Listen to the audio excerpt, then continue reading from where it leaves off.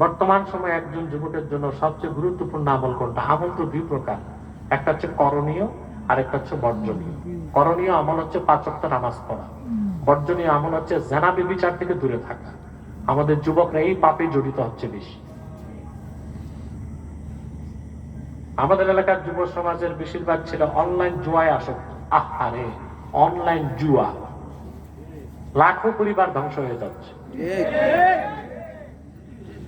এটা হচ্ছে জঘন্য একটা জুয়া খেলা। অনলাইনে এগুলো পরিচালনা করে রাশিয়া থেকে, চায়না থেকে, আমেরিকা থেকে।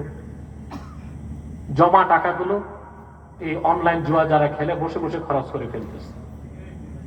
আপনারা দেখবেন গাড়ির ড্রাইভাররা সারাক্ষণ মোবাইল টিপে কি করে? বসে বসে জুয়া খেলা। সকাল থেকে সন্ধ্যা যা কামাই করলো জুয়া খেলায় সব চলে গেল। এটা জঘন্যতম হারাম।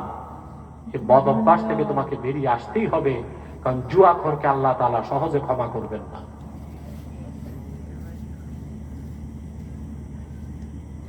এক ভাই প্রশ্ন করছে, প্রেম করে কি বিয়ে করা যাবে?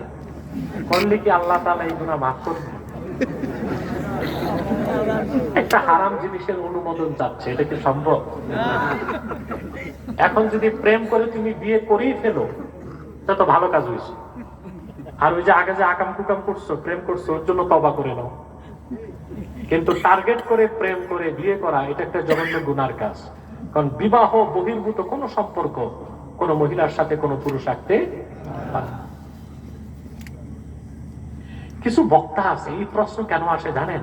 এই বক্তাগুলো এসে ওয়াজ করে হালাল প্রেম,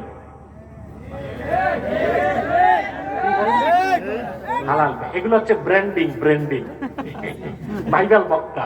হালাল প্রেম। কিছুদিন পরে বক্তারা বলবে হালাল মদ কে কে খাবেন, তারপর বলবে হালাল জুয়া কে কে খেলবেন। আমাদের এলাকায় মাজারে মহিলা দিয়ে গান বাজানো সম্পর্কে, মহিলা দিয়ে গান বাজায়, তাহলে কি পুরুষ দিয়ে গান বাজালে হালাল হবে নাকি? হারাম। গান বাদ্য সম্পূর্ণ হারাম, সম্পূর্ণ হারাম, সম্পূর্ণ হারাম। গান বাদ্যকে যে হারাম মনে করে করবে তাকে আমরা কাফের বলি না, কিন্তু গান বাদ্যকে যে হালাল মনে করবে তাকে আমরা কাফের বলি। স্কুলের পহেলা বৈশাখের বিশেষ অনুষ্ঠানের দাওয়াত মসজিদের মাইকে দেওয়া যাবে কি না? এটা হারাম কাজ। পহেলা বৈশাখ এমনিতে একটা নোংরা অপসংস্কৃতি, এটার ঘোষণা আপনি মসজিদের মাইকে দিবেন না, এটা জায়েজ হবে না। পরিষ্কার ফতোয়া কাজীখানে এসেছে, মসজিদের মোমবাতি থেকে বাড়ির মোমবাতি ধরানো না জায়েজ। কথা বুঝেন? মসজিদের মোমবাতি থেকে ঘরের মোমবাতি ধরানো কি হারাম। একটা মোমবাতি থেকে একটা মোমবাতিতে কতটুকু আগুন গেল, এটাও তো জায়েজ না। তা আপনি মসজিদের মাইক, মানে এটা ওয়াকফ, এটা কি মসজিদের জন্য ওয়াকফ। সেখানে আজান, নামাজ, ওয়াজ নসিহত ছাড়া বড়জোর কেউ মারা গেলে জানাজার কথাটা বলা যাবে। এছাড়া টিকা দিবে, গরু হারায় গেছে, পয়লা বৈশাখের ঘোষণা, সব হারাম, নাজায়েজ কাজ। এগুলো করতে হলে মাইক কিনে নাও। আর তো প্রশ্ন নাই। আসেন একটু সালাত সালাম করে দোয়া করি। সাল্লাল্লাহু